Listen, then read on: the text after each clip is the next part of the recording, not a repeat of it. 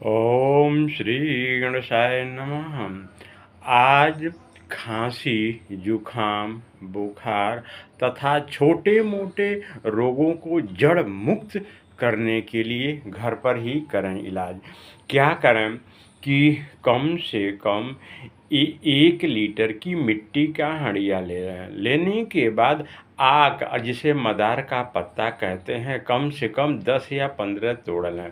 उस मिट्टी के पात्र में स्टेप बाय स्टेप धीरे धीरे 2 पत्ता लगाएं, 1 चुटकी सेंधा नमक डालें, फिर 2 पत्ता लगाएं, 1 चुटकी सेंधा नमक डालें। ऐसे 15 पत्ते में कम से कम 1-1 चुटकी नमक बीच बीच में डाल करके किनारे किनारे गाय के उपला या किसी तरह से 1-2 घंटा जलने के लिए आग लगा दें बाहर। यह 1-2 घंटा में जल करके यह अपना इतना बहुत बड़ा दिव्य औषधीय गुण लेगा कि इसके आगे तो अंग्रेजी दवाई क्या काम करेगी। इसके लिए आप क्या करें, जब 1-2 घंटे के बाद यह ठंडा हो जाए तो इसको आप निकाल करके चूरन बना करके रख लें।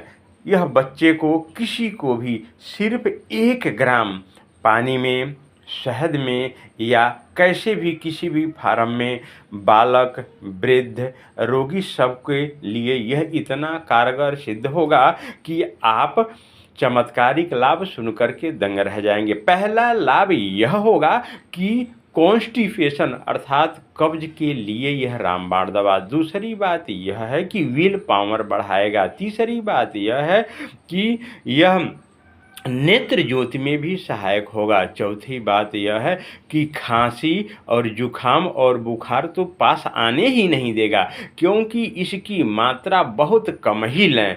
अगर आप ज़्यादा भी ले लेते हैं तो कोई ज़्यादा नुकसान नहीं होगा, लेकिन फ़ायदा कुछ नहीं हो पाएगा। इन औषधियों का प्रयोग 1 ग्राम से कम ही लें तो बेटर रहेगा। और यह घर में एक बार बना लिया तो समझिए 6 महीने, 3 महीने आराम से चल जाएगा। दूसरा बात यह है कि यह जो आक के जो फूल होते हैं छोटे छोटे, उस फूल के पीस जो पत्तियां होती हैं वह निकाल दीजिए। जो बीज का भाग बचता है उसे सुखा लीजिए। और सुखाने के बाद उतना ही क्या करें, जैसे 20 पीस फुल्ली है मदार की, उसका जो है 20 छोटे छोटे टुकड़े ले लीजिए पीपर, और 20 ही ले लीजिए काली मिर्च। इन तीनों को मिक्स करके एक किसी बर्नी में भर लें।